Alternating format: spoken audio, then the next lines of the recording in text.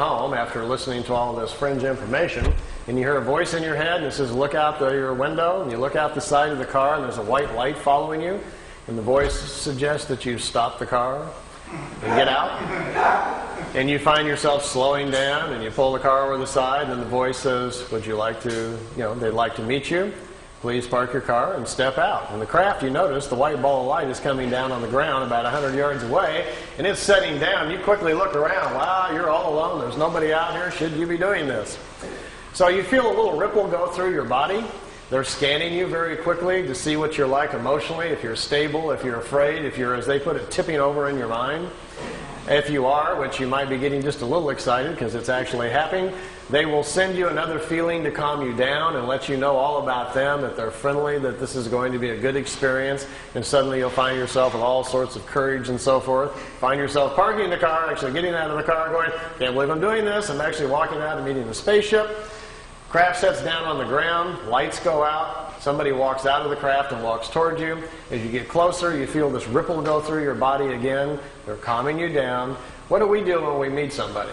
We generally ram out our hand and shake hands, don't we? And then we shake and we get a feel of that other person, and we check them out physically, look at their eyes and so forth. And we size each other up very quickly to see whether or not we're going to be comfortable with them. And we make a quick snap judgment about whether or not we like this person, and et cetera, et cetera. Well, they don't do that with a handshake. They do it mentally. And that last ripple they'll send through you is kind of their hello. You will know all about them. You will feel them emotionally, and they will make you feel comfortable, so there's no need for the handshake.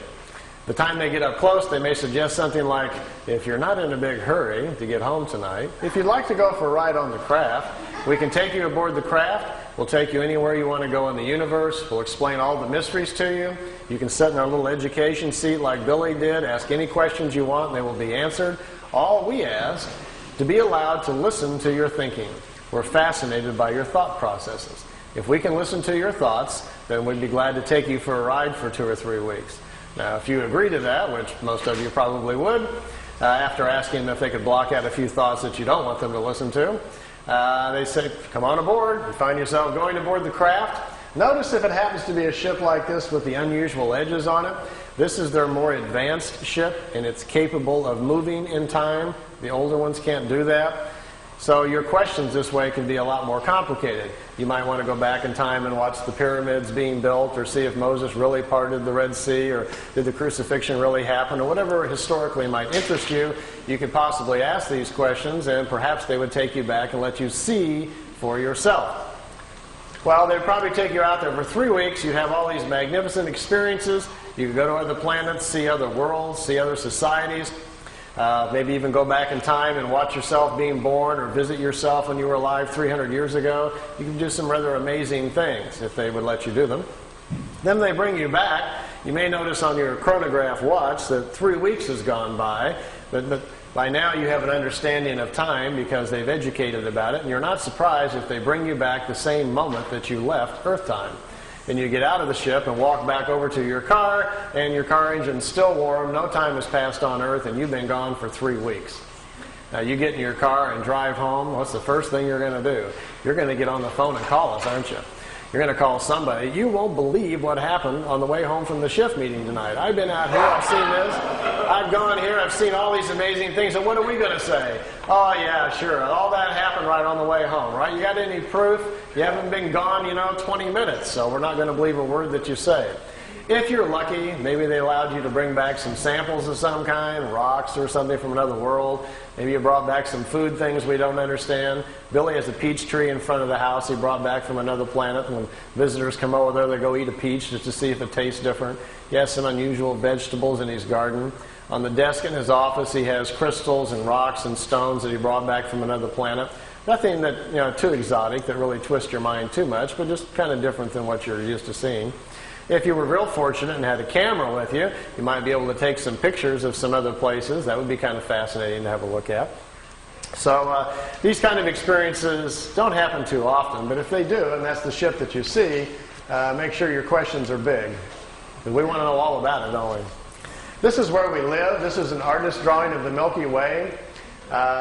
If you flew in a craft up above the galaxy, notice out here there's a little yellow box on the bottom left there. That's where we live. That's where Earth is. By the way, the Pleiades are only 400 light years away, which means if we got in our Honda and set the speed to 1 light year speed, if we were traveling at the speed of light, it would take theoretically 400 light years for us to get to the Pleiades. But the Pleiades are just right there in the neighborhood. It's 53,000 light years to the center of our galaxy. So we're going to have a very fast ship to get anywhere. Even to get to the Pleiades, who's got 400 years, to get there? If we have time and you're interested, the theory of the crafts, how they work, how they dematerialize them, and how the power system works. If we have a chance later, if that's somebody you want to know, I can draw that out for you and show a little bit about how they're designed, if that's something you're interested in. This is what our galaxy looks like from the side. It's a spiral galaxy, similar to most other galaxies. It's a very normal one. Here's some more of Billy's pictures of 2 regular-sized ships, and notice the 2 on the top are slightly smaller. These are remote vehicles. They're in our upper atmosphere, hundreds of them all the time. When you talk to people that claim that they're having visions or ideas, or they think they're psychically connecting with the Pleiadians or the Arcturians or something like that, in most cases it's with these little remote discs. They pick people, 20, 30,000 of them at a time, and they broadcast visions and ideas to people. They're generally never from Orion or Arcturus or Sirius or whatever like that. They find out that people are far more interested in listening if they think they're making a connection with a far-off ET than they are with a metal disc that happens to be a mile over their head. So understanding our mental capacities, these little remote discs fly around the planet quite oftenly, sending out their ideas and visions you pick up in sleep and listening to your thought patterns. They're intrigued with our thinking, they say, because they've discovered that the average person on Earth can live 75 years and spiritually only grow 6 or 7 months. They look at us as a spiritually dormant planet, that our lack of understanding about nature and how things really go make us more of a study than anything else. We are so misled, they say, by all of our belief structures and things that exist on our world. The time we survive through, our kindergarten grades, our schooling, and our early years with our parents who mislead us, not on purpose, but they do because it's how they were taught. The time we get to be 10 years old, there's so much stuff in our head that we can hardly get life straight. Well, you all know how that works.